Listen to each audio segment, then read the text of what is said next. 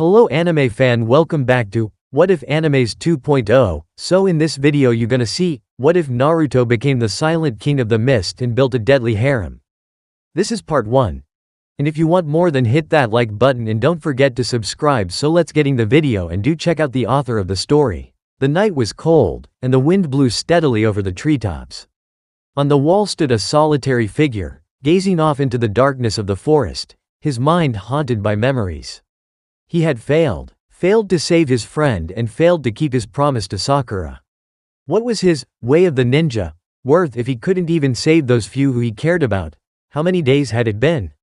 He wasn't sure. He spent his days in fitful slumber, haunted by nightmares, and his nights were spent exactly as he was now, gazing out into the forest, seeking answers.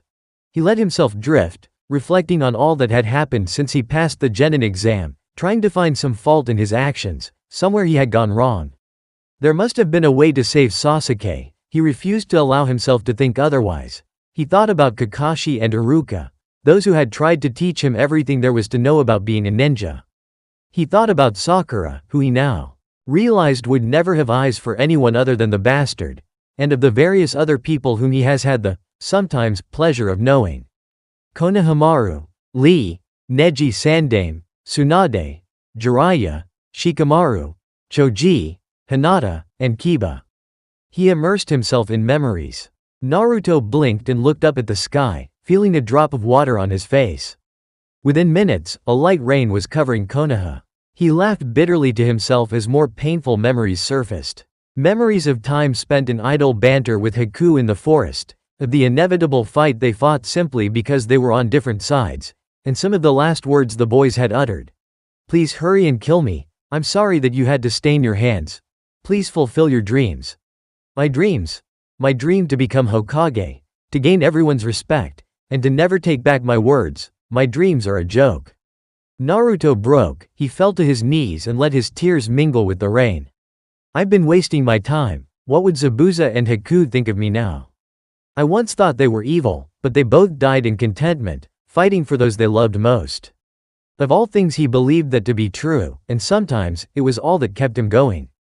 When he seemed doomed, he tried to remember the look Zabuza had had on his face, tears running down it, as he had fought to avenge Haku with nothing but a kunai in his mouth. There had been fury, despair, and love. Zabuza, killer of 100, demon of the hidden mist, had loved Haku like a son, and in return had gotten love and loyalty above any other. Naruto looked up into the sky and wondered if he would ever be able to understand those feelings, and suddenly felt a need to escape. He jumped off the wall onto the slightly damp forest floor, and dashed off into the darkness. In years to come he would look upon this as one of the most irrational decisions he had ever made, but it was always followed up with a laugh and the comment that it was also one of the best. Originally, Naruto had no idea where he was going, he just felt the need to run.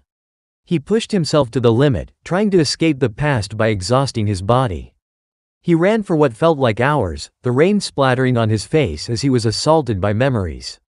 He continued to run long into the night, and he collapsed under a tree just as dawn was breaking and immediately fell into a blissfully dreamless sleep.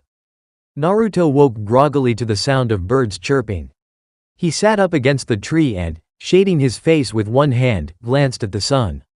It seemed to be late afternoon, as the sun was high and the puddles of water from the previous night's rain were already starting to dry up.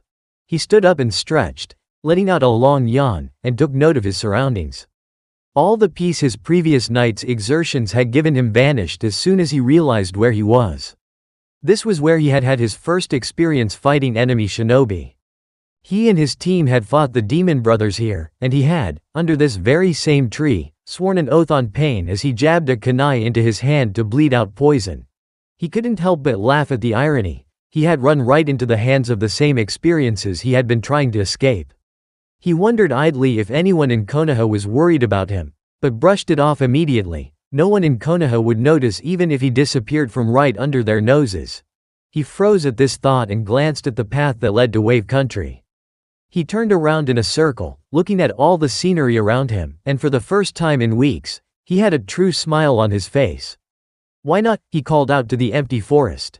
"I could use a vacation, and it's been far too long since I did anything for myself, and it will be nice to see how that brat Inari has grown." Having thoroughly convinced himself, and with nothing but the cloths on his back and 13 shuriken, Naruto eagerly dashed down the long road to Wave Country. Despite his initial enthusiasm, hours of walking had dampened Naruto's spirits. There are very few things, he decided, more boring than traveling long distances by yourself. He was soon playing games with himself, seeing how far he could jump from one tree to another or pretending to be stalking an imaginary enemy. But these were only temporary distractions, so pretty soon he decided to just run again. It took only 4 days to reach the borders of Wave Country, and it was with great relief that a chakra-depleted Naruto flopped up against the side of the bridge that had altered his life forever, and just watched the people go by, waiting to regain some of his stamina. Naruto wandered around the relatively small city that was the capital of Wave Country in awe. It was completely different from how it had been but a short time ago.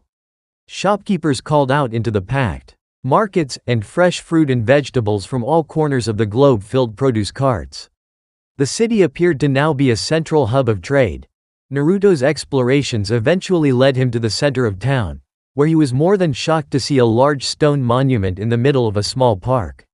It had a simple pyramid shape and was about 6 feet high, and each side was inscribed with the symbol of the hidden leaf.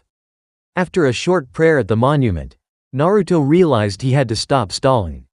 He was tired, had no food or clothing, and was broke. He knew logically there was no reason to be afraid of Tazuna and his family. They were his friends, but he hadn't exactly given them any warning, so he was understandably nervous. He eventually did manage to work up his nerve and make his way to Tazuna's house, only to find that it was no longer there. With a sigh, Naruto went to a neighbor and knocked on the door. "Yeah, what I want?" came the rather annoyed-sounding voice from inside the house. I was wondering if you knew where Tazuna the bridge builder is living, Tazuna." The door opened slightly and a middle-aged man peeked out. He moved out a month ago, got into the trade business and got himself and his daughter a better house near the market. "Who wants to know?" Naruto improvised, using mostly the truth. "I'm an old friend of Inari, the grandson, and figured I'd visit as I passed through the country." The man shrugged his shoulders and gave Naruto the address. Naruto got somewhat upset when he arrived at said address to find he had passed the very house earlier that day, but he was sufficiently impressed.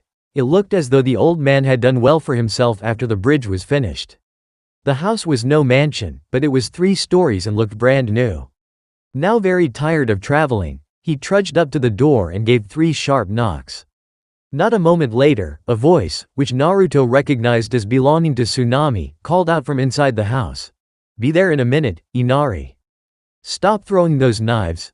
Naruto's sweat dropped as the sounds of a struggle were heard from within the house. A moment later, a somewhat stressed-looking Tsunami opened the door.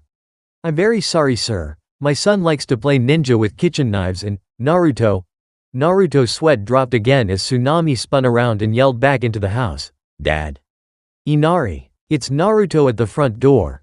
The sound of pounding feet could be heard and Tsunami stepped out of the way as Naruto found himself flying backwards, the victim of a tackle hug, and landed rather firmly on his behind only to see a somewhat larger than he remembered Inari grinning at him from his seat on Naruto's stomach. 20 minutes and 2.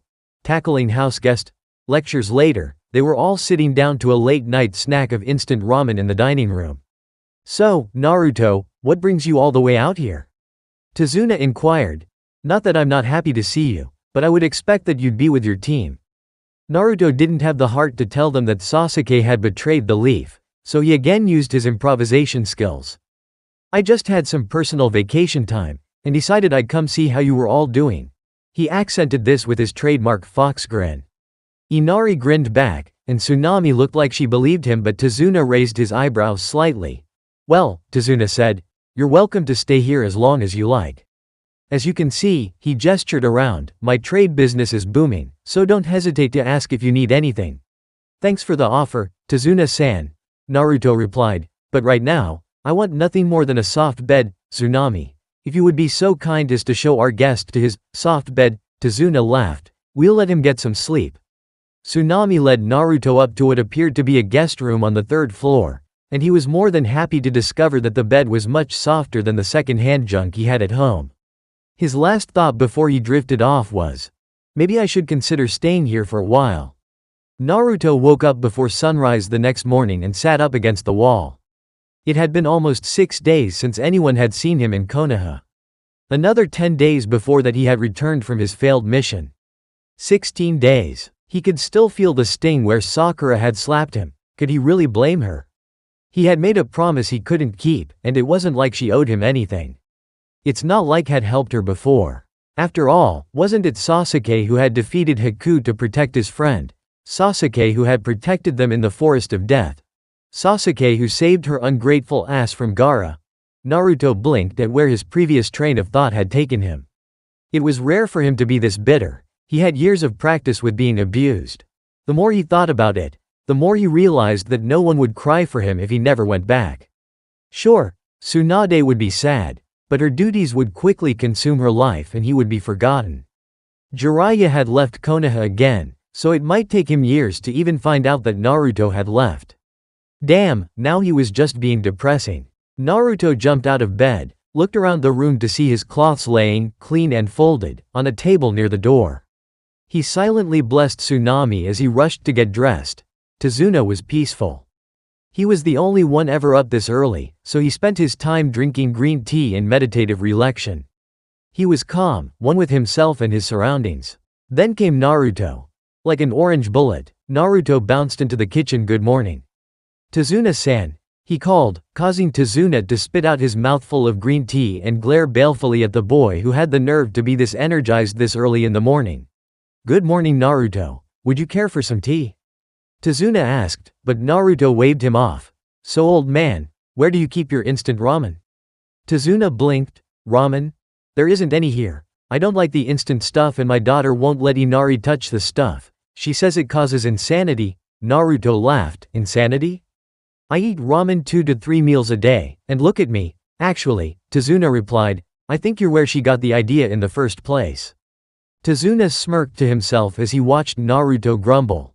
But, he continued, I hear there's a great 24-hour ramen stand on the corner of 18th and Swordfish. Naruto blushed. Well see, I didn't actually bring any money with me. So, Tazuna looked at him for a second, and tossed him some money. 1,000 yen. Knock yourself out, kid. Naruto grinned and dashed out the door, calling back over his shoulder. Thanks many have somethings to do this morning, not sure who back. The door slammed. Tazuna went back to his tea. Naruto sprinted through town and found the ramen stand exactly where the old man said it would be. He hopped onto a stool and ordered 3 bowls of beef ramen. He didn't have time for a full meal. And while waiting pondered the mystery of why all ramen stands were owned by kind old men with cute daughters to take orders. His musings were short-lived as said cute daughter quickly brought out his ramen. He wasted no time, and a small crowd of people on their way to work had gathered to watch him eat by the time he was finished. Ignoring his fans, he leapt over the crowd and again started to run. He figured he only had about 12 minutes before the sun rose. He arrived at his destination just as the first rays of sun were peeking over the horizon. Everything here was almost exactly as he remembered it, as if this place had been untouched by time. It was really nothing more than a small clearing in the woods, but it was one of Naruto's most important places. It seemed like yesterday, he had carried Haku's body here all the way from the bridge, and he was soaked with blood and tears. Sakura had been fawning over Sasuke's injuries, so he and Kakashi had dug 2 graves, carefully placed the bodies in the holes, filled them in, and placed 2 crosses made of bound wood to mark the spot. Naruto had then, with all his strength, taken Zabuza's great sword and slammed it into the dirt. It had also been here, 2 weeks later, that he had sworn to never ignore his heart in favor of what his village told him to do. Those had been some of the most naive words of his life. Kakashi had smiled at him as he said that everyone Kakashi loved had died for putting the mission first, but Kakashi had had reason to believe in his village. It was a place of belonging for him and it was all he had left. As long as a shinobi had a village, the village had to come first. Considering how Konoha had treated him, Naruto wasn't sure he could live with that.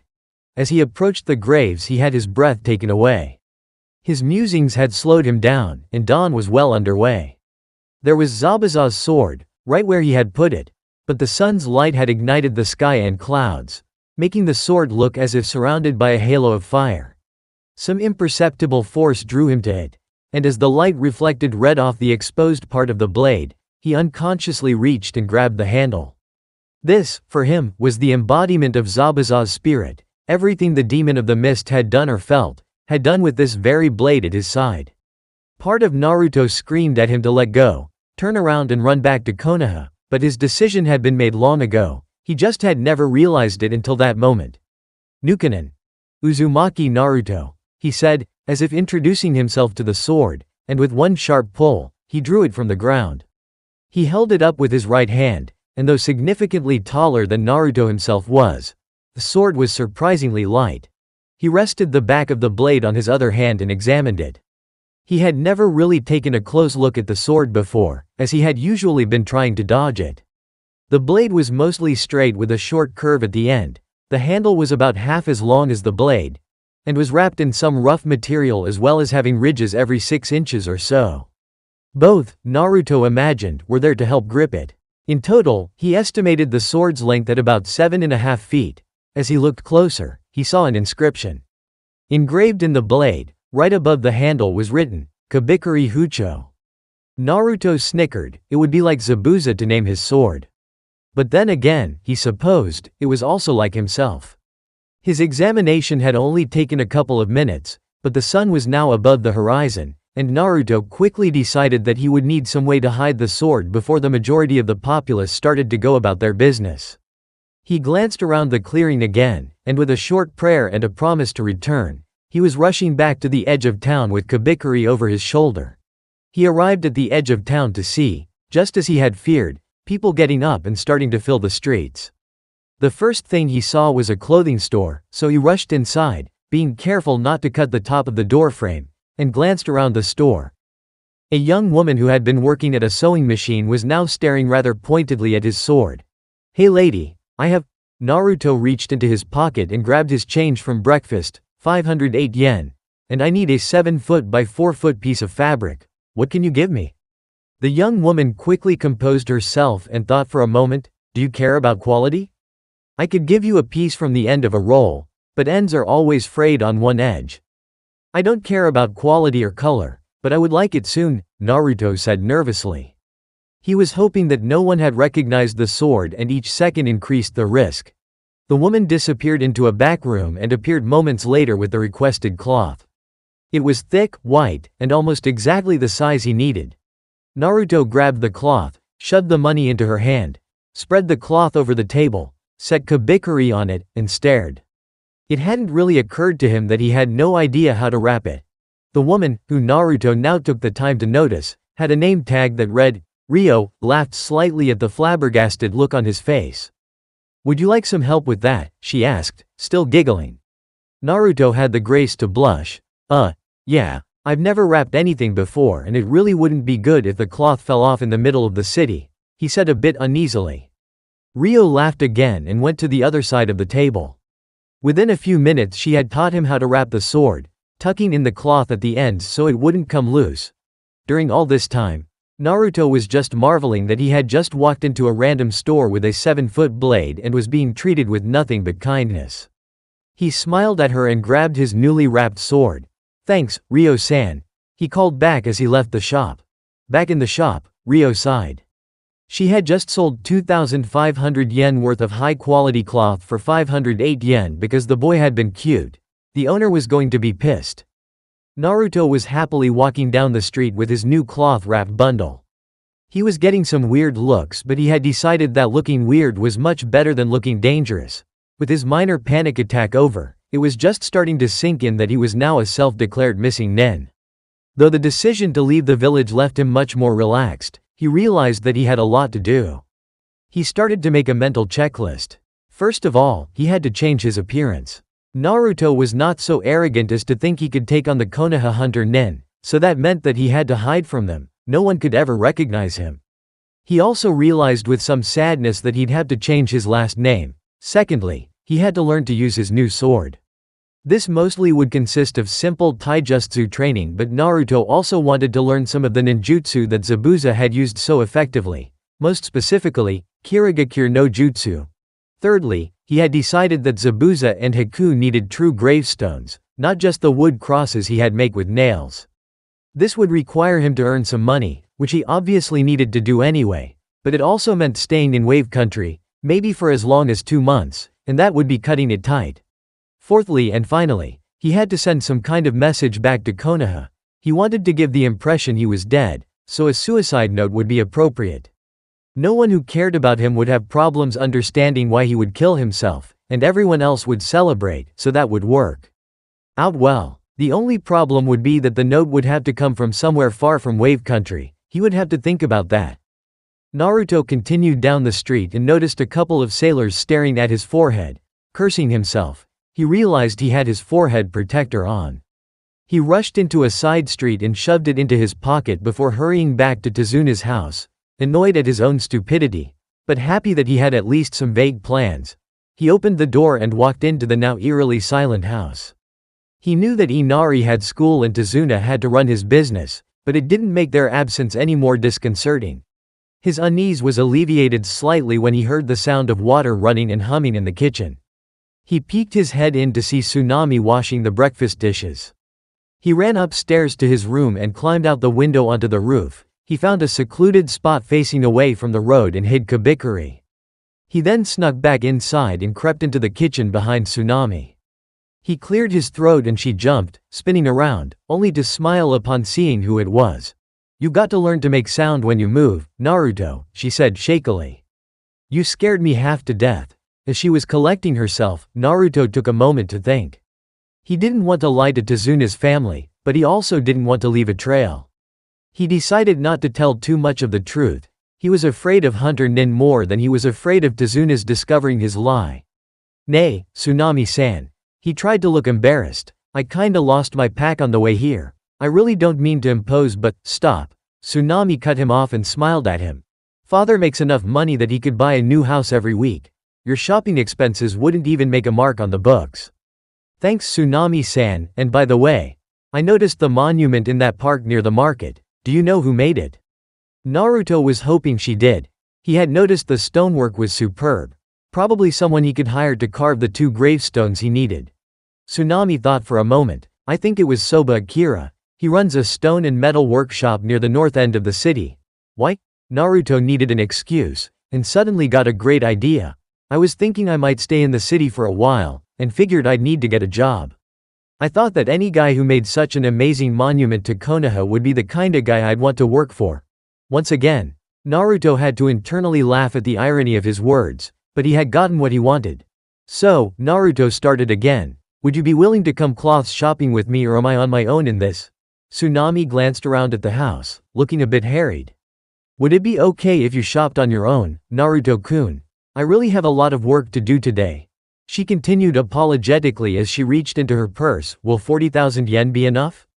Naruto was ecstatic, but tried not to show it. That much money would normally sustain him for 2 weeks. He was determined to save a large portion of it. He realized she had been holding the money out for half a minute and took it, trying to respond. 40,000 yen? That will be more than enough, but I'm not sure how long it will take and really don't know where to go. My cloths have always been pre-ordered and paid for by the Hokage." Tsunami looked as though she were shocked at the thought of someone having never gone cloths shopping. She grabbed a pad of paper and wrote down an address. "Here, Naruto-kun. Start at this shop. The lady who runs it is a friend of mine. If you don't find anything you like there, she'll help direct you." Naruto thanked her profusely for both the money and the advice and soon found himself back out in the bustling streets. He followed the directions on the paper, but started to get suspicious as the streets started to look familiar. He arrived at the address Tsunami had given him only to start banging his head against the nearest lamppost. Rio sat in her chair staring at the ceiling. Apart from the cute boy with the sword this morning, the day had been really dull. She had finished 3 minor alterations and helped an old lady pick out some socks and was now attempting to count the bumps on the stucco ceiling. All of this essentially meant that she was more than happy for the distraction when she saw cute sword boy smashing his head against a lamppost outside the shop. She walked to the door and called out, "Hey, can I help you with anything?" Naruto glanced around, and realizing he had once again drawn attention to himself, rushed inside the shop. "Yeah, see? I'm looking for some cloths."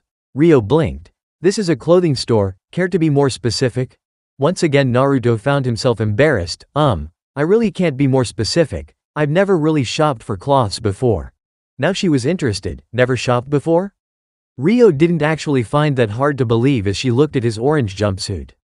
Did you at least have something in mind? Naruto, having never had any choice as to what he wore, found that if he thought about it and looked around the store, he did have some ideas. He wandered over to the pants and started to pull things off the rack. "Nay, Ryo-san," he said as he browsed, "do you know of any good barbers nearby? Particularly any who specialize dyeing hair?" If Rio was confused by the question, she didn't show it. "There's an old man who uses some weird technique to make his own dyes. He can supposedly make dyes that alter the roots themselves, but I don't really believe that." 40 minutes later, Naruto had picked out what he thought were enough cloths. He had 2 pair of black pants, a couple white t-shirts, a dark navy vest with all the needed pockets, and new sets of sock and underwear. He was well aware that this ensemble clashed horribly with his hair, but he intended for that to be the next thing he changed. He left the store, after giving Rio a 500 yen tip, happily holding the address of his next destination, and wearing his new cloths. He didn't wear a shirt and left the vest unzipped, letting it hang so his seal would show if he molded any chakra. Naruto had a bit more trouble finding the barbershop because the owner had never bothered to put up address numbers and the sign was pretty small. When he did find it, he walked in with every intention of giving the owner a piece of his mind. He took one step in and his mind ground to a halt. The old man was out of within another room, but Naruto sensed what was undeniably chakra manipulation. Cursing whatever luck had caused him to run into Shinobi, he started the seals for Kage Bunshin while backing out of the store. He only managed 2 steps before he felt a kunai at his throat, on the other end of which was a rather pissed-off-looking old man who had just moved faster than Naruto could follow. After his initial moment of panic, and realizing that he wasn't dead, he looked at the man. He wasn't wearing a forehead protector, that was good. He did appear to be a barber, and that combined with the fact that he was old made Naruto sure this was the man he was looking for. The only problem was the knife still at his throat. "So, I hear you specialize in hair dye?" Naruto asked, causing the old man to raise an eyebrow. "Yes, you heard correctly, though if you're a customer it's generally preferred if you don't perform jutsus in the shop. I like to keep it clean." The man replied perfectly calmly, as if he weren't threatening Naruto's life. So then, Naruto asked, "How much do you charge for that special dye of yours?" "I'm looking for the permanent root-altering stuff." The man leaned over and studied Naruto's head. 7,000 yen, 4,000 if you have any good stories." Naruto was confused. "Stories? What kind of stories?" The old man's eyebrow rose higher. "You are a missing nen, aren't you?" "I don't see a forehead protector. No village I've heard of has a uniform like that. You're too slow to be an undercover Anbu or hunter nen. And to top it off, you come here wanting permanent hair dye, so I think it's pretty obvious." When he put it like that, Naruto had to agree that it was pretty obvious. That didn't, however, help with the current situation, so he decided to gamble and tell the truth. He had aversions against lying to people who could A, probably detect his lie and B, kick his ass. "Yeah, I'm a missing nin, though I really just decided that this morning." After a moment of thought, the old man removed the kunai and dropped it into one of the many pockets in his smock, did a 180 turn, and walked back into the back room.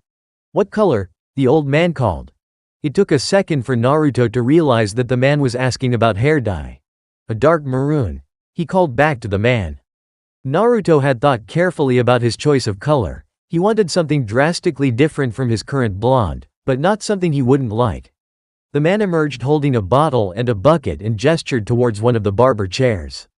Naruto sat as the man rubbed an odd chemical into his hair before telling him to rinse his hair in the bucket.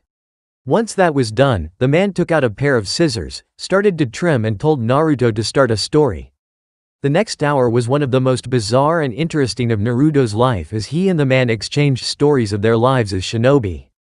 Naruto talked about the mist techniques he wanted to learn and how he hoped to learn them, and the old man told Naruto of missions he had done in years long past.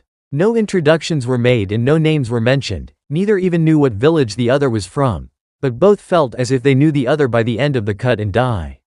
Naruto gave the man his money, a little salute, and walked out the door with his hair now a dark red.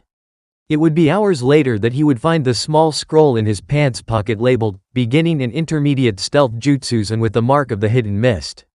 Translations: Kabikari Hucho, Head Chopping Cleaver. Nukanen, Missing Nin. Kirigakure no Jutsu, Hidden Mist no Jutsu. Cage Bunshin, Shadow Replication, but you should know this one. The third morning, Naruto was awakened by the sound of mayhem on the lower floor. He had been up most of the night practicing Kirigakure no Jutsu. He had arrived at Tezuna's just in time for dinner and had left right after, mainly because dinner had mostly consisted of the various family members ogling his new hair and cloths. He started practicing at the waterfront, and quickly got the jutsu to work. It was an easy technique when compared to the Cage Bunshin or Rasengan. But controlling the mist effectively required a lot of chakra control.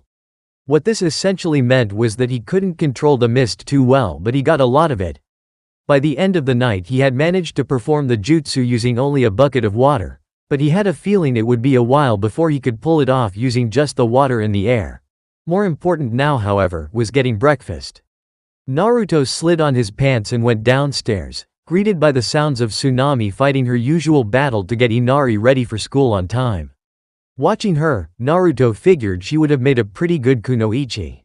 "Inari," she hollered, "how many times have I told you to stop throwing those knives?" Naruto walked into the kitchen to find himself facing a number of steak knives embedded in the wall. He idly noted that considering Inari's position relative to that of the knives, the kid had pretty good aim.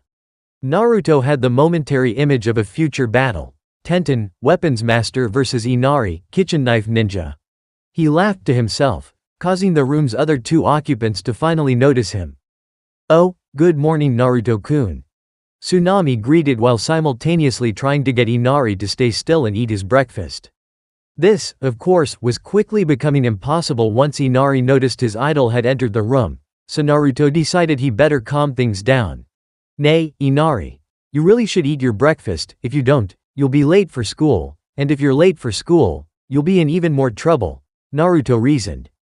Inari seemed to process this for a moment, but Naruto made sense and his desire to please both his mother and idol overcame his defiance, so he grumblingly sat down and started to eat. Tsunami looked gratefully to Naruto before walking over and starting to yank knives out of the wall.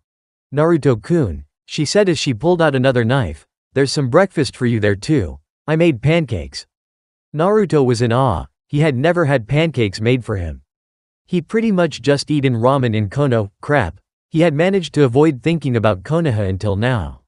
He refused to feel guilty about leaving. Feeling guilty led to thoughts about the people who would feel betrayed, and he refused to call what he had done betrayal. Betrayal implied that he owed something to Konoha and the people who lived there. He continued down this thought path and Tsunami could only watch as Naruto looked more and more depressed. She then grabbed him firmly by the hand, jolting him out of his reverie, and dragged him over to the table. "Sit," she commanded, so he sat next to Inari and waited only moments before a plate of pancakes were put in front of him. He grabbed his fork and decided to thoroughly enjoy this kind of food while he had it to eat. Good food wouldn't be common in a life of traveling and hiding. Breakfast was soon finished and Inari left for school right after. Naruto then quickly helped Tsunami clean up the breakfast dishes and retreated to his room. Now again left to his own devices, he snuck out onto the roof, and grabbed Kabikari from where he hidden it the day before. Hefting the sword over his shoulder, he jumped down to the street and headed for the forest. Upon reaching a spot that he felt was sufficiently secluded, he unwrapped the sword with a flick of his wrist, and started some basic swings, trying to get a feel for the balance of the blade. After just an hour, Naruto realized he had some serious muscle building due to. He could lift the sword with one hand, but couldn't control it very well. His movements were choppy and predictable, particularly when he had to reverse direction. Another hour passed and Naruto discovered another problem. His small stature made it almost impossible to do any kind of upward cut. He would need to be at least a foot taller. He pondered over this conundrum for a few minutes, and after some experimentation, found that he could jump while swinging to give him the extra height he needed. Naruto was, as always, obsessively persistent with his training, and he was happy with his improvement by the time noon rolled around. He had decided that on the way back to Tezuna's for lunch he would stop at Soba Akira's shop. It was on the way and Naruto wanted to meet the man as soon as possible. The shop was easy enough to find, and appeared to be just a mid-sized building with a sign out front announcing the place as Soba's Stone and Metal Workshop. Naruto jumped onto the roof and hid Kabikari. He didn't want to scare the man. He jumped back down and noticed that the front door was held open with a brick, so he just walked in. Directly in front of him was a rather messy desk, covered in papers and a bell with a label that said, "Ring for service." Behind the desk the room opened up into a cement-floored workshop covered in tools Naruto couldn't name, as well as pieces of stone and metal in various stages of carving. Naruto shrugged and rung the bell. A sharp ding reverberated through the building and Naruto heard some shuffling. A man in his late 20s or early 30s emerged from the back of the shop wearing a leather apron. He seemed a little rough around the edges, but his brown hair was neatly cut and he had an air of tidiness. "Can I help you?" he asked Naruto with a salesman's smile. "Maybe," Naruto cautiously replied. "I needed 2 gravestones for dome friends of mine but don't have too much money. I was wondering if maybe I could help you out in the shop as payment." Soba looked skeptical. "Work here as payment? Do you have any experience with stone or metal working?" "Something like that," Naruto replied with a grin. "Take me to an block that you need a lot of stone removed from and I'll show you." Akira led him to a block of stone 5 feet high, with lines already drawn to show where stone had to be cut away. Naruto held out his hand and started to mold his chakra in the familiar swirling pattern. He opened the floodgates, pouring chakra into the now reasonably sized vortex in his hand. "Rasengan," he called as he slammed the orb into the stone block. It took a little less than 30 seconds to grind away most of the unneeded stone. He turned to Akira, who was mumbling to himself with a dumb smile on his face, something about increasing production by 50. Akira soon snapped out of it and grabbed hold of Naruto's arm. "I'll pay you 2,000 yen an hour. When can you start?" he asked excitedly.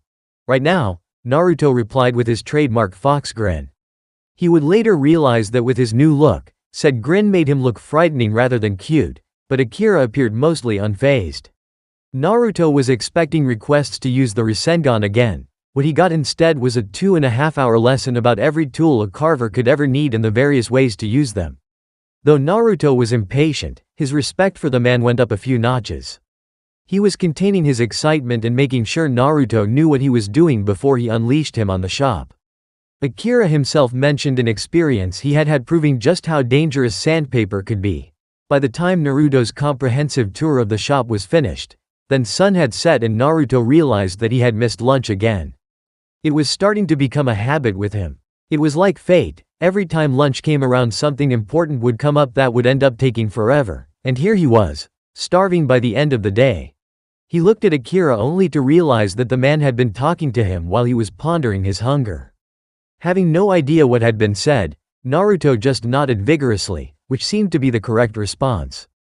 "So, you'll start work when tomorrow?" Akira asked. Naruto thought for a minute. "I'll be here at noon. I'm busy in the morning so I'll work from 1 o'clock to 6 o'clock. "Sound good?" Akira nodded. "Yes, that should work nicely. We'll also need to discuss the details of your order." Naruto nodded as he turned to leave. "Okay then Akira-san, 1 o'clock it is." Akira grinned as the boy ran off into the distance. That kid's weird energy ball thing would cut his production time in half. He was already drooling. Naruto waited until Akira had turned and gone into the shop before doubling back to pick up Kabikari. It wouldn't be good to forget it. Naruto ran all the way home, as he was now temporarily calling Tezuna's house. The day had gone as well as he could have hoped and better. He now had a job that was both training and paid better than being a ninja ever had. He could even move his plans forward, maybe as much as 3 weeks. Between the 18,000 yen he had left over from shopping and a month's salary at 10,000 yen a day, he would be set for quite some time. Naruto jumped up to the roof, hid Kabikari, slipped down to his window and climbed inside. He figured he had 40 minutes before supper and there was something he needed to do. He sat on his bed and took his forehead protector out of his pocket.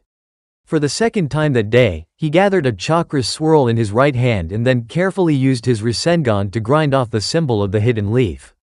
He grabbed a kunai out of his holster and, even more carefully, carved in 2 kanji. He tied it back around his head and went into the bathroom to admire his work.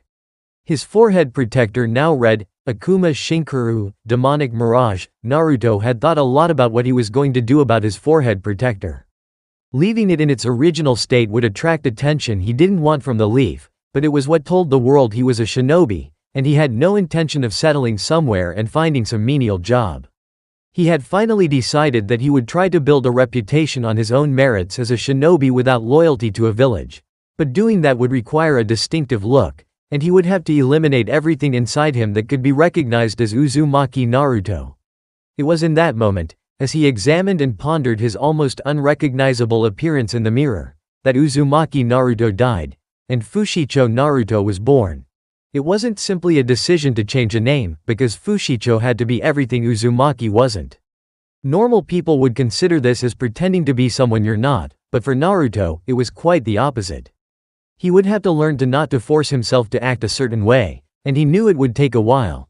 He started to practice his facial expressions in the mirror. The first thing he tried was smiling, which he soon found he had to be careful of. A full-blown smile showed off his longer and sharper than normal canines, and although they were great for intimidation, not so good for casual conversation. He tried a scowl or two, and everything seemed okay there, though it was uncomfortable to scowl for more than a few seconds. Naruto continued on like this until supper time, practicing various expressions.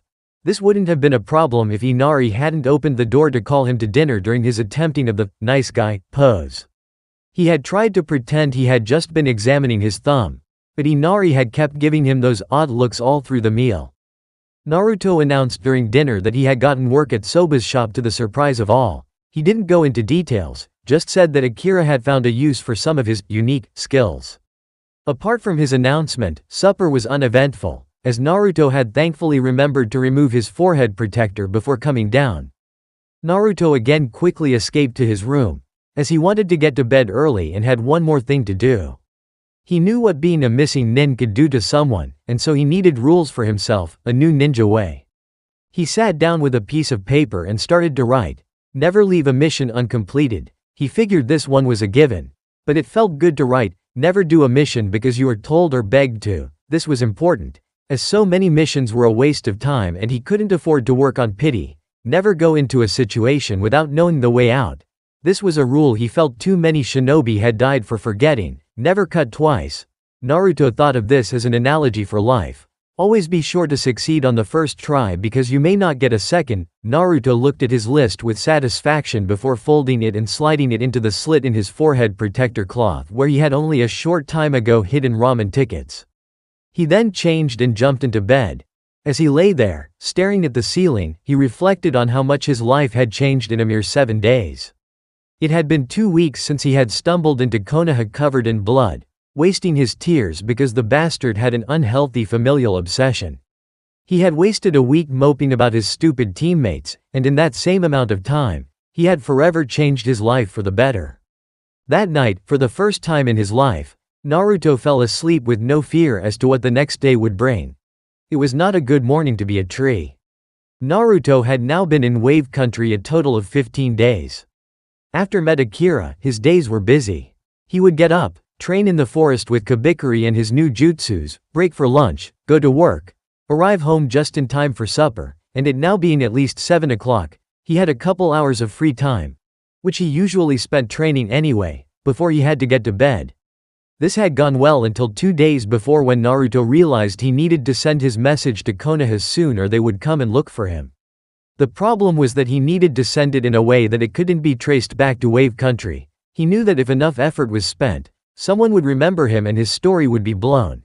He needed the Konoha records to show that he had killed himself due to emotional trauma somewhere far away from Wave, so he had come up with what he thought was a very clever plan. He had mailed his letter the day before and had been going insane with worry for the last 24 hours. He knew there were a million things that could go wrong. Unfortunately for the forest, the only way Naruto had found to vent his anxiety was to train with even more intensity, and the trees were covered in large slash marks.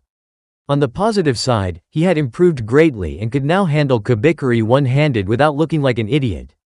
Naruto practiced for another 15 more minutes before collapsing into the grass and staring at the sky, breathing heavily and letting his mind wander. It was amazing how so little time could change one's perspective so much. Naruto had always lived by hating those who killed without reason, and devoting his life to fighting against them, without ever realizing he was being manipulated. What had he thought the Anbu had been doing his whole life? Orochimaru had tried to destroy the leaf and assassinated Sandaime Hokage. But how many innocents had been killed in wars and skirmishes Konoha had started? How many assassinations were performed by Leaf Shinobi in a month? A week? A day? Uchiha Itachi had killed his whole clan just to measure and improve himself. But the Hyuga had been regularly enslaving and killing each other for as long as village history recorded, and they were among the most respected of the Leaf clans. If he added himself, he had the group of people that Konoha despised above all others, and there was only one thing that they had in common. It wasn't their viciousness, their cruelty, or even whom they killed. It was because they had left the village. New cannons were hunted because once someone escaped the grasp of loyalty their village had, they realized that all shinobi were the same. That their beloved village did the same things they were told made their enemies evil. Naruto glanced at the sun and realized with a start that he would be late for work. He leapt to his feet, his profound thoughts momentarily forgotten as he ran back towards the city. Later that day in the village of the Hidden Sand, Kankuro very slowly and very carefully examined the house he shared with his siblings. Tamari had a date. He knew this meant she wouldn't be home until at least midnight, more likely 1 or 2. Gaara was of doing whatever it was that Gaara did. No one had ever bothered to figure out what that was, but he was never around. Kankuro giggled with delight. It was rare for him to have the house all to himself. He was just building up to full-fledged maniacal laughter when the doorbell rang. Kankuro froze. He hadn't even known they'd had a doorbell. If Tamari forgot her key and couldn't get in, she just broke the door down, and Gaara teleported with his sand. Kankuro opened the door to be confronted by a rather nervous-looking man in brown wearing a UPS hat. He opened the door a bit further. A worker of the United Postal Service meant a letter had been addressed to someone in his house. It was an unprecedented event. Kankuro opened the door all the way and looked at the man expectantly. Have a. The man grew more confident as he continued. Package for a Mr. Gaara of the desert. Is he here? The man asked, obviously hoping he wasn't. Kankuro, for one of the few times in his life, was speechless. It took him a moment to realize the man wanted a reply. Gaara was upstairs, but this man didn't need to know that. Kankuro didn't want urine on the front stairs. No, but I'll make sure he gets it, Kankuro said with a fake smile. The man ran away from the house and Kankuro closed the door. What had he been doing again? A grin lit up his face. Now he remembered. He tossed Gaara's letter on the table and ran to his room. Again checking that the coast was clear. He withdrew a DVD case from under his mattress and grinned stupidly over the title. Icha Icha Paradise. The motion picture. It was one of his favorite movies. He knew it was dumb, but loved it at the same time. But he rarely dared watch it with Tamari always waiting for an excuse to beat him senseless. He skipped down the stairs and tossed some popcorn into the microwave, waited impatiently while it cooked and dashed to the living room and dove onto the couch. The movie had only been on a couple of minutes when Kankuro felt a presence behind him. He felt every muscle in his body tighten as Gaara calmly walked into his field of vision, over to the recliner next to the couch and, setting his gourd on the floor, sat down. Not entirely understanding what was going on but not willing to waste his Tamari free time, he started the movie again. Kankuro was normally fond of commenting on the stupidity of various characters, but felt insecure with Gaara there. This feeling was quickly alleviated, however. Don't drink the purple liquid just because it's sitting there. Have your brains leaked out of your head, or are you just a stupid, pathetic waste of life? Gaara yelled. Kankuro looked at his little brother as if he had grown another head, which honestly would have surprised Kankuro less. Gaara was yelling at the TV, at his corn movie. The next time an appropriate scene cut in, Gaara was about to speak but Kankuro cut him off. Why would anyone with a fraction of a shred of a half-dead monkey's brain hit the big red button that says "Do not push"? The two looked at each other, both with a little respect in their eyes. This went on for about the next 30 minutes, when disaster struck. The two heard the sound of the doorknob turning and barely had time to look before a slightly dirty and very pissed-looking Tamari stomped into the room. She was yelling something about stupid boys and strawberry Kool-Aid. She stormed over to the couch and sat down, shoving Kankuro over. It wasn't until a few moments later, during a break in her cursing, that she noticed what was playing on the TV. A man and a woman were in the front seat of a car, entangled in a rather odd position while the man navigated the car through a sandstorm with his feet. The room went dead silent. except for the squeaking and moaning coming from the TV. Temari's eyes widened. That position cannot be physically possible. It was then that the Sand siblings found the first thing they had in common, commenting on dumb movies. It was the best time they had ever spent together. There was a brief interlude where Kankuro paused the movie to, with the help of some life-sized sand models courtesy of Gaara, prove that the earlier mentioned position was in fact possible, if extremely painful. As the movie ended, the three realized that they had just enjoyed a whole 2 hours of each other's company, and were actually sad that the movie was over. That was until Gaara reached into his gourd and tossed another DVD to Kankuro. This one was Icha Icha Paradise 2, Revenge of the Squid. Kankuro looked at his brother in wonder. This isn't supposed to come out for another month. Why do you have this? Kankuro demanded to know. Gaara shrugged and gestured to the still rolling credits of the first movie. Special Effects Team Visual Effects, Kurosaki Ichigo Creature Effects, Aburai Renji Sandstorm and Weather Effects. Gaara of the Desert. The two elder siblings stared at their younger brother until he raised a non-existent eyebrow at them and gestured towards the machine. It was well past 1 o'clock when the second movie finished and they were all heading off to bed. On the way up, Gaara noticed a large envelope on the table, and was surprised to see it addressed to him. He took it upstairs and ripped it open to find a second envelope and a note. Dear Gaara, this may seem a bit weird to you, but it's really important that you follow the instructions in this letter. If I ever see you again, I'll tell you why. Whatever day tomorrow is, I need you to use henge to transform into me. Then take the letter in the envelope I sent to the courier and have it sent straight to the office of the Hokage, then go into the desert, release the henge, and go back to whatever it is you do. In a few weeks, people will come by asking about me. Tell them you only met me once, and that we talked about hate and the pain of life and other angsty stuff. Tell them I then disappeared into the desert without a trace. I owe you big time, Naruto. At the bottom of the letter was a scribbled drawing of a stick figure with fox whiskers. Gaara woke up the next day and did what Naruto asked. He really didn't have anything better to do, and figured Naruto wouldn't ask if it wasn't important. It also gave him something to do for a few weeks. He needed to practice his angst. Now, back to Wave Country. 2 more days had passed and Naruto was mostly done worrying about the letter, but in its stead got something else to worry about. He had overlooked one thing in his disguise: his eyes. Contrasted to the rest of his dark outfit, his eyes were a piercing shade of blue, and very recognizable. The thing was, he thought knew of a way to change his eye color, but it would require a great deal of research, be very dangerous, and guarantee that he would never be allowed in Konoha again. He did a double take and realized that he really didn't have a problem with any of those. He was really starting to like being a Nukenin. Now, having spent 2.5 weeks in Wave Country, Naruto started to think about departure plans. Akira had offered to make the 2 gravestones free of charge and Naruto had set them in place the day before. He had been making money by the bucket load, and figured he wouldn't need to start taking missions for a while, which was good. Naruto had been spending more and more time in the forest. He had gained enough control to make Kirigakure no Jutsu a powerful if not perfect skill and was improving his sword technique every day. It was therein that the problem lay. The more Naruto trained, the more he realized that he had many things to work on.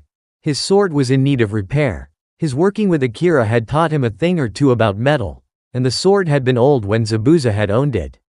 He would have to find a master swordsmith if he wanted.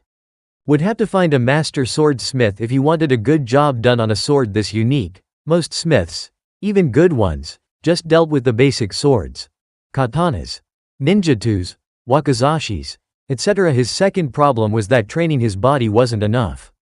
He feared the first time he fought it would become painfully obvious that 3 weeks of experimentation was no match for a 200-year-old sword style. He needed to learn how to fight with his sword, not just swing it. He figured the first one was more important, because he still had his old jutsus and could fight barehanded, but sword experience was useless if your sword was broken. Now hoping to leave Wave Country in less than 10 days, Naruto threw himself into his training even more, and added into his daily schedule an hour at the local library. It wasn't as extensive as Konoha's, but Naruto found enough books on seals to give him a pretty good idea of what he would have to do to change his eye color. It wouldn't be particularly complex, just insanely dangerous. Naruto made a note to test this particular jutsu somewhere far away from, well, anything. With his having roughly planned his departure date, time sped by even faster. Before he knew it, his 4th week in Wave Country was coming to an end. Today was Friday and Naruto planned to leave this Sunday. That meant today would be his last day working for Akira, and Naruto was surprised to find that he would miss the man. As today was his last day, he felt there was a question to ask, but he wasn't quite sure how to do it. Naruto had been careful to never give any indication as to why he was here, and for all Akira knew, Rasengan could be a beginning-level jutsu. Naruto approached what passed for his boss's office and fidgeted for a moment. Akira glanced up. "Is there something I can help you with, Naruto?" he asked. "Yeah? I've already told you that I'm leaving Sunday, but before I go, I need you to promise never to repeat any of this and answer a question without asking why." Akira gave him an odd look, but nodded. "I want to know who the best swordsmith on He continent is, and where I could probably find him." Naruto let out a breath. If Konoha Hunter Nin were given the answer to this question and knew he had asked it, he would be thoroughly screwed. Then, to Naruto's surprise, Akira laughed. "That's what you wanted to ask? I was afraid there for a second. It's really an easy question. Kirin is by far the best. No one knows his last name, but he was the youngest of 3 brothers, all of whom were forced to flee from the hidden mist when the oldest went rogue. Kirin himself made 4 of the 7 legendary mist swords, and the middle brother, now dead, made the other 3. It's quite a well-known tale in the metal-working community. Kirin is somewhat of an idol." Akira took a breath and looked uncertain for a moment. Finding him may be more difficult. He was last known to have taken shelter in another village in the north. Some claim a place called the Village of the Hidden Sound, but I don't honestly believe such a place exists, so all I can tell you is go north. It was at this point that Naruto stopped listening. The fates, he decided, had a very twisted sense of humor. Naruto waved goodbye to the man who had been his boss and friend for the better part of a month and headed straight home. He hadn't told Tazuna of his plans to leave and didn't intend to. Naruto would be gone long before sunrise the next morning, and would leave an apologetic note, claiming that a top-secret mission required his presence immediately. A PS reminded the family not to admit to anyone that he had been there, not even his own teammates. Naruto went to sleep that night with a sense of trepidation. Now having a solution, though a potentially unpleasant one, to the dilemma of how to repair Kabikuri Hucho, he had set his sights on how he might improve his proficiency with it. A regular sword master could teach him some basic forms, but Zabuza had not needed a style. He had simply fought with the sword as an extension of his body, and for Naruto to have any less skill would be an insult to the sword and its previous master. Naruto needed to learn from someone who knew and understood how to fight with a weapon of this size. They would have to have no associations with any hidden village friendly to Konoha, and ideally, they would also know the various water jutsus that complemented the use of such huge weapons. The longer Naruto thought about this, the more it disturbed him. The problem wasn't that he didn't know anyone who fit these criteria. The problem was that he did.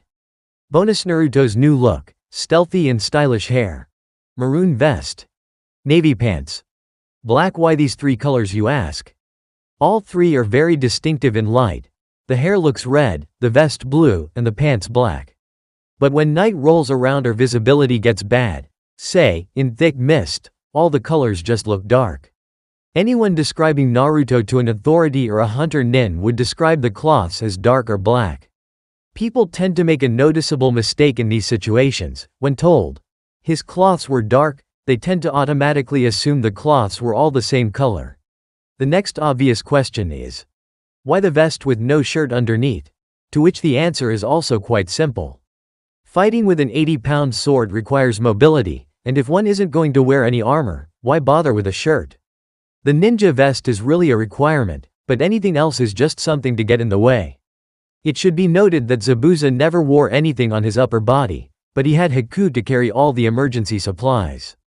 The open vest also allows his seal to show, which adds to his intimidation. The next morning, Naruto woke up at 3 a.m. He carefully and quietly packed his few possessions into a small duffel bag Tazuna had given him to keep his clothes in. He zipped it up and crept downstairs. He left his note sitting on the kitchen table, where Tazuna would undoubtedly find it when he came down for his morning tea. Saying a silent goodbye to the house and the people who lived there, he walked out of the house, closing the door behind him. Kabikari Hucho was, as always, exactly where Naruto had left it on the roof. Naruto had started to feel more comfortable with the sword nearby and felt nervous when it wasn't within his range of perception. Naruto stood atop the house and looked around at his surroundings. He imagined all the sleeping citizens of Wave Country, but a short month ago, completely oblivious to the one who would be leaving them tonight. As he had fled Konoha, Naruto jumped down from the roof by memories of the past. He ran out of the city into the forest still much as he had run from another city. His thoughts were on the future. As the morning plodded on, Naruto continued to run through the forest. He was now in Fire Country, and probably would be for quite some time. It was the only direct land route from Wave to Sound, and Naruto wasn't good with ships. Going the most direct way would take him within 40 miles of Konoha, but Naruto wasn't prepared to be that cocky yet, so he had planned a slightly out-of-the-way route that would keep him a safe distance away. As the sun rose towards the peak of its path and noon approached, Naruto realized he'd been stalling long enough. After all, it had been hours since he had seen any signs of human life. Steeling his resolve, he set down his bag and sword on the ground near a particularly tall tree and ran another minute through the forest. Sweaty and out of breath, but by no means out of stamina, Naruto sought to calm himself. He was about to attempt an experimental jutsu, and wanted to at least be calm so he didn't make any mistakes. He closed his eyes and calmed his spirit. His eyes shot open, and in one fluid motion, he bit his thumb and streaked a line of blood down the seal on his belly. He moved his hands faster than the normal human eye could track. There were 37 hand seals. He finished on the dragon seal, and called out to the empty forest, "Shikafujin Kai." He found himself in the familiar landscape of his cave-like mind. He had been expecting this, but it unnerved him nonetheless, particularly considering what he was expecting at the end of the tunnel. He walked into the large room that held the Kyuubi's cage. The jutsu had worked and he had used enough chakra. The evidence of this was that it was flying around the room, forming a swirling vortex of blue energy, and as he watched, the seal holding Kyuubi in his cage started to glow and stretch, and the great iron doors started to open. "What are you doing, brat?" Kyuubi's voice called, sounding as confused as Naruto had ever heard Kyuubi sound. The seal stretched more and more and the gates opened wider and wider. The demon figured he had to be suffering some kind of mental breakdown, but wasn't willing to let opportunity escape. As soon as the gates were open enough, Kyuubi stuck a paw through the gap and sent it hurling towards Naruto, hoping to crush his mind and take over the body. Naruto saw the huge clawed appendage coming towards him, and it took every ounce of his willpower to wait as long as he did. As the claw was fractions of a second away from making his body into a demon puppet, Naruto released the jutsu. The blue chakra in the room immediately vanished. The seal lost its glow and the gates slammed shut, cleanly severing the front right leg of the Kyuubi, which quickly disintegrated into a wave of red chakra that washed over him. Naruto was sucked from his mind world with the screams of the demon following him. Naruto awoke in the real world to discover a new meaning for the word, pawn. It felt like every muscle and bone in his body was both expanding and contracting at the same time as a hurricane of red chakra tore apart the surrounding area of forest. After about a minute, the chakra vanished until Naruto was just left lying on the grass, staring at clouds. He slowly drifted off to sleep thinking, for a demon thousands of years old, that fox is pretty stupid. Naruto awoke to find the sun rising, and realized he had slept for 18 hours. He eagerly examined his body, and was disappointed when he saw that the changes had been minor. He had gained a bit of muscle mass, and grown maybe 3 inches. He also molded some chakra and found that he had gained some extra reserves of that as well. Naruto maintained his slightly depressed state all the way to the location of his stash, because it is then that he saw his reflection in Kabikiri's blade. His eyes were slightly slitted and had become a bit more angular. They had lost their innocent blue shade and had turned to the red normally reserved for when he went into one of his insane rages. Naruto had figured some time ago that channeling insane amounts of Kyuubi's chakra might enhance his body, but he had needed a way to get that much. It was then that he had come upon the idea of the Shikafujin Kai. It had stood to reason that since jutsus like the Shadow Bind could be broken with raw chakra, it would also be possible to, if temporarily, bend the seal, and trick the Kyuubi exactly as he had done. Many months of research later, Naruto had ditched the idea. He had realized that taking power from the Kyuubi might very well give the villagers the excuse they needed to kill him. In retrospect, he had been right to ditch the jutsu then, but he was glad he had done the research. All in all, his experimental jutsu was a success. He was sure Kyuubi would never fall for the same trick again, but his eye change alone was worth it. Eye color was mostly impossible to change without genjutsu, so he might even be able to bluff his way out of a situation where he had already been recognized. Satisfied and refreshed from his long nap, Naruto checked his map and compass before bounding off through the forest. Meanwhile, in Konoha, the fifth Hokage lay on her desk, with her eyes staring blankly off into empty space. Her face was soaked with tears, as was the letter she clutched desperately in her right hand.